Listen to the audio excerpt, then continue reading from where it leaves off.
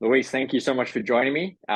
Man, maybe the best place to start. Do you want to kind of, dive a little deeper into like your journey, your story, and like how you kind of got to where you are today? Yeah, of course. First of all, thanks for having me.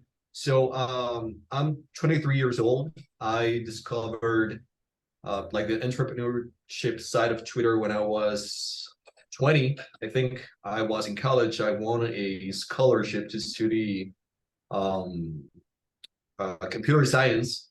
I was in college one day, and then I got my first job, and I just realized that it wasn't for me. I realized that yes, it pays good because it's tech, but I didn't like the idea of working for someone else. Fortunately, I found out about this side of Twitter. Actually, JK Molina got me into it. I'm friends with him here in my country. Um, I just read a bunch of tweets and I got really inspired, but I was in this area where I was trying to find out what I wanted to do or how I could make money, right? So I came across Dan Coe, which is an entrepreneur here on Twitter too, and I realized he was making websites and landing pages for people. And I saw one tweet where he said something like he charged 2K to 3K for one website, which is in my country, it's like life-changing money, right? People with 45 years of experience do something like that. And a guy, a 23-year-old guy, I don't know how old is Dan, but he was making that with one website. So I bought his course. I started studying website design and copywriting. It was like 6 months, something like that, before I made my first dollar. And then I just started pitching websites to people. At first, they were websites because I didn't know the power that landing pages have. And I was just focusing on doing something that looked better than what they currently have, right? Um, I got a few clients, got a few testimonials, and then I created a landing page for JK for one of his products. And that landing page ended up selling $80,000 in a week. So Wow. that was like my big project, right? I posted a thread, he retweeted it, that thread caught on fire, and I got a lot of people trying to hire me for my services to improve their landing pages, to sell more info products and stuff like that. So after that, it was just answering messages and then closing deals and then delivering for clients. And I've been perfecting my craft, if I may say it that way. Over these years, I now have someone who does the copy for me so I can focus on the design, which is the part that I like the most. And sometimes I do it myself, but it's just a matter of optimizing the business, right? So I'm at this stage where I have, uh, I'm just finding more clients and more clients and more clients to grow the business, the agency or the freelance business that I have. So that's where I'm at. It's been a span of over 2 or 3 years, more or less. But it has been great, man. It's I have no complaints. It's obviously tougher than working a job, I think, in some aspects, because you have a lot of responsibility, a lot of work to do, a lot of things that you need to take care of, a lot of things that you need to learn. But the reward is, especially for someone who lives in a third world country, it's pretty good, right? Because everything that you earn in dollars translates to a lot of money in your currency. So that's even better, right? Yeah, Yeah, that's where I come from. Yeah.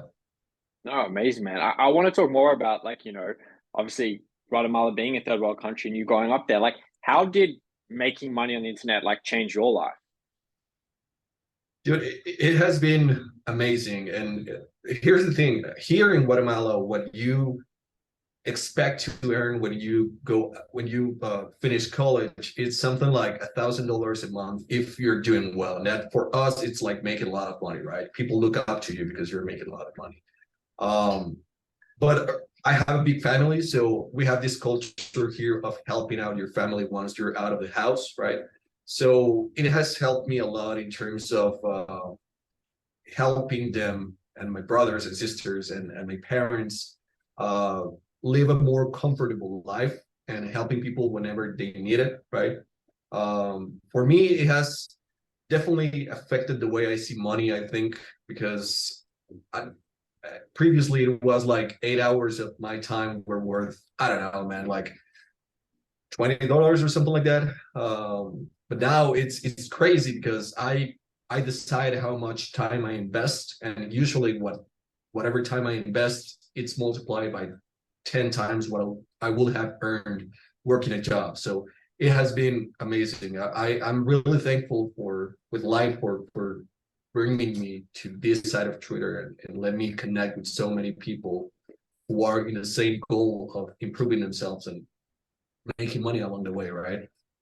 Yeah, man, it's great to hear that. Like, it's crazy how, Twitter and the internet like open up so many opportunities, especially, for countries that wouldn't necessarily be, doing that normally. And like, you know, like out of curiosity, do you feel like it's more difficult to start and build something, when you're based in a third world country? To be honest, I think, well, it depends because I do think it's a little bit easier because your living costs are lower, right? Mm, So rent in New York City, it's I don't know, like 2K a month. Whereas here it's like $300 a month. So you don't have to worry that much about the initial price. The problem is when you're starting, if you don't have any money, you need to sacrifice a couple of things because for you, I mean, for someone in a third world country, $200 to start a business, and I mean a website builder, you buy a course for $100 and you buy domains to email people and email software. That's like $200. It's considerable money, right? It's like mhm. half of your rent, more or less. So what I had to do was actually um, downgrade my living costs a little bit. So I didn't go out for a month, for a couple of months. I ate in my home. Um, I tried to go in this monk mode so that I could save money to buy the courses that I needed, to buy the software that I needed, to buy anything that I could use to start my business, right? So in that sense, it's a little bit more difficult because the starting costs are higher in comparison to someone from the US or from outside the US, but like in a first world country. But it's easier because you literally have no competition. There's I don't know like 10 people who are doing the same thing that you are doing in a third world country because so few people talk English. That's the problem, that very few people talk English here. So um, definitely the competition is less, but it's a little bit more difficult in terms of the cost. But if you manage to cover those costs, it's all good, right? Right. No, interesting, man. Interesting. And like, I know you mentioned you like had a bunch of different courses and maybe mentors and stuff. Like, what would you say is the best investment that you've ever made? uh, to be completely fair, the best investment wasn't even an investment. It was free knowledge. A lot of places are filled with free knowledge. YouTube is where I started. Actually, I watched a bunch of YouTube videos, read a lot of blog posts, a lot of tweets, a lot of Instagram reels, and all that kind of stuff. But I think I bought Tech Dosa's course, which is six-figure promotions. That's really good for copywriting. Obviously, the classic books, Gary Halbert's books, the Adweek copywriting handbook, all those copywriting books that people recommend are the basics ones because they're the basic one for a reason, right? Um, so I think those things like those books and stuff, and obviously the software that you need because you can go the free way, you can spend less money in a domain, you can spend less money in a website builder, but you have to spend, for example, in a WordPress membership or in a Google domains domain because I mean, that difference between a couple dollars, it's the difference between spending 10 times trying to figure out 10 hours trying to figure out something or just emailing support, right? So I guess those would be the ones. Yeah, no, interesting, man. And like, obviously, every bit of information we could ever want is realistically out there on like YouTube, Twitter. Like, why do you think that you were able to actually go ahead and make it work for you and all those people who, are just stuck still watching the same YouTube videos? Like, why do you think you were able to make it happen? And like most people that kind of consume the same stuff, didn't. I think it's just that most of the time you're not doing enough, right? But people who don't actually, and I don't consider myself someone who has achieved way too much in life, but people who never like really catch up to people who are making a lot of money, it's because they're just not doing enough. It's just like uh they're tired from work or something and they have a couple of spare hours and they say, I'm just gonna go ahead and watch a movie or something like that. Whereas what I did in that time, I was up late night, trying to consume more content, to practice more, to build more websites, and all that kind of stuff. So it's not a lack of motivation, it's not a lack of knowledge, it's not a lack of intelligence. It's more a lack of doing things up, like adding things or meaningful things that you're doing to build the foundation to what you want to achieve, right? So I guess those who do more and like put more effort into it are the ones who actually get the rewards, because most people want to get the rewards but they don't put in the work, and that's just just doesn't add up, you know what I mean? Correct. Yeah. Most people, they just don't do the work, right? It's pretty simple. Like, and it's a good point because I think as well, most people drastically underestimate the amount that they have to do in order to Yeah. succeed. They think, oh yeah, I'm doing enough and it's like I'm doing something, it's not working. Seriously, it's just like the fact that they're not pushing those limits like at all, which is, definitely not uncommon. But like I'm just Yeah, curious, like and sorry, yeah, you go. sorry, go ahead.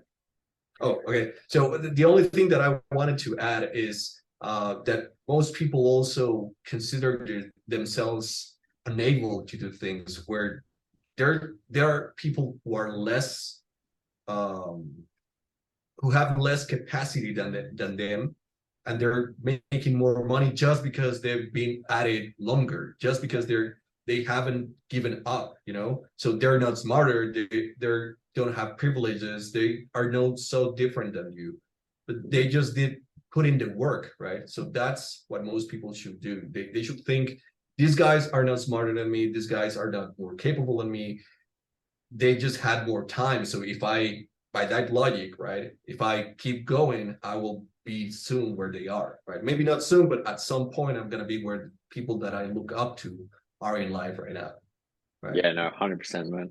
100%. And Luis, I'm curious, like, do you remember the moment that you made your first like sale online? Yeah, I actually do. I Describe to sold me. a Describe landing the page. feeling. Yeah, it was amazing. There was this guy, Robbie, who was selling a sales calls group. So he taught people how to do sales calls and stuff.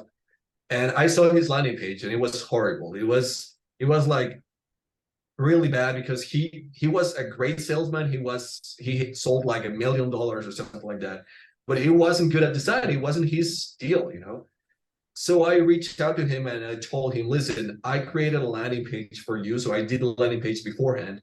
I created this landing page for you, and I want to sell it to you. So buy it from me. And if it doesn't work, if it doesn't improve your conversions, I give you your money back and no questions asked, right? And I honestly threw that message and I was like, maybe he's not going to answer. He's like a big name here on Twitter. I don't think he's even gonna consider this. But I know that if he does, the landing page is gonna convert better. So he has an incentive, right? And he has a guarantee that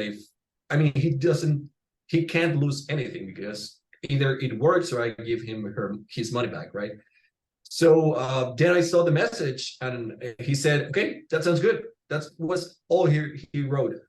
And I it felt unreal, because he told me to send a PayPal link so he could pay, and I was like, okay, what's your email, right? And yeah, he gave me his email, and then I just heard the notification from PayPal, and it was $500. And it was crazy. I really don't know how to explain it, because in that time I was making that every 2 months. So I was making $250 a month, and I made my 2 month salary in, I don't know, like 4 hours or something, which was what took me to build a page. So it was crazy, and it really opened my world to what was possible, right? It was like, okay, if he paid this for a landing page, which took me 4 hours to make, and it wasn't that big of a deal. Um, how much could people pay for something that makes them twice as much as they are doing right now, right? So it was crazy, and it definitely helped me see money and things in business in a different lens to what I had previously, right? Yeah, and like I love that, man. That is a great story. And so a couple of questions on that. Firstly, like, you know, besides that stuff you mentioned, like what changed after that? Did you have more like belief, more confidence? Like, was it just like that proof of concept? Like, was there anything specifically that changed for you after that sale? Yeah, sure. So the first thing was the proof of concept. I was like, okay, this works. I can repeat this message to X amount of people, and if Y amount of people answer, I still have a couple of sales, right? And it didn't matter if I sent 1,000 DMs, because if I sent a thousand DMs and only 100 answered, and just 5 of them bought for me, it was still like 2.5K, right? At that time. So it was crazy money for someone like me. So the first thing was the proof of concept that it worked. And then it was the lesson that there's for any kind of service that you're selling, there's someone out there who needs it. It doesn't matter what you're selling. Most of the time, it doesn't matter what you're selling, but there's always someone who's going to need a copywriter, who's going to need a landing page, who's going to need an opt-in page, or who's going to need, I don't know, social media management or whatever. So it was this change of perception of how much or how bad people need what you're offering, right?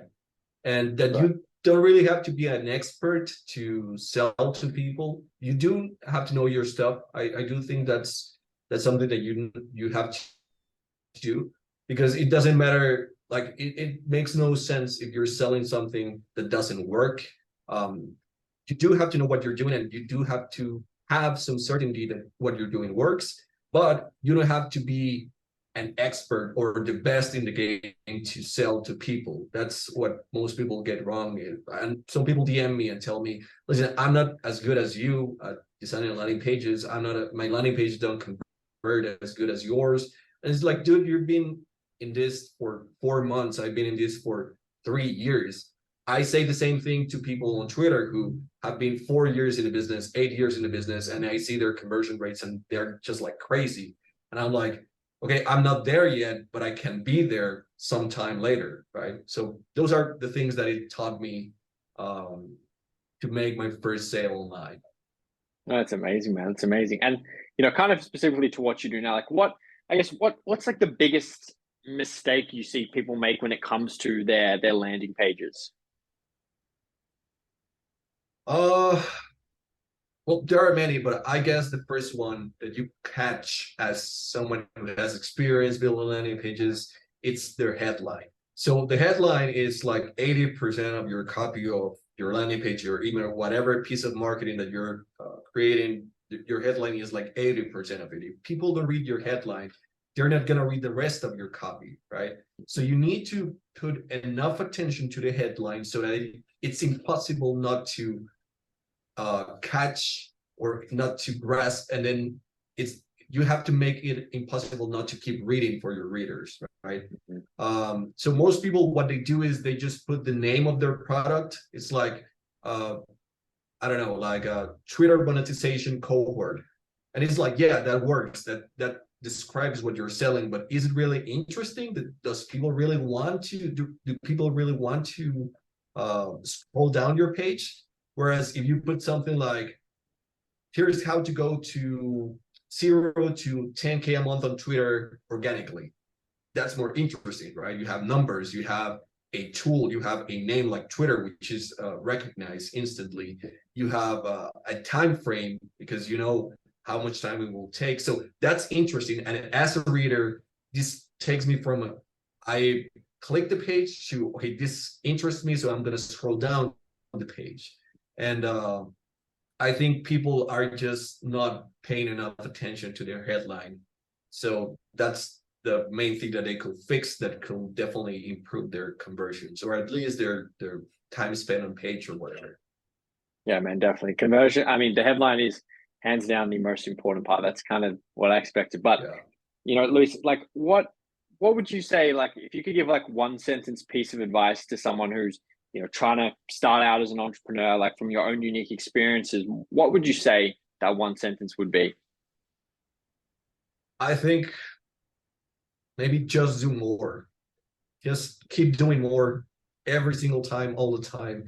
If you already have clients, just do more for them. Keep them. Please do give them like bonuses and stuff. If you don't have clients and you're doing outreach to get your first client, if you sent 100 DMs, just do more. If you can send 1,000 DMs, just do more. Obviously, don't do it the same way if it's not working, but you can do more by changing the way that you're reaching out to people. If you still haven't managed to find out what you want to sell or what you want to do in your business, just keep learning, keep investigating, keep asking people what you can do, and trying things to find out what you want. So essentially, just do more than what you're doing right now, regardless Amazing, of man. what that is, right? Yeah, amazing. That's great advice. And Luis, where can people find you? Yeah, so I'm Luis the Wiz on Twitter. It's LuisThewith. And right now I'm just on Twitter, but I'm planning to expand to go to TikTok and Instagram. But yeah, check my profile, and you'll find a lot of useful tweets and threads there regarding your conversion rates and landing pages and stuff. Awesome. Thanks, man. Appreciate it.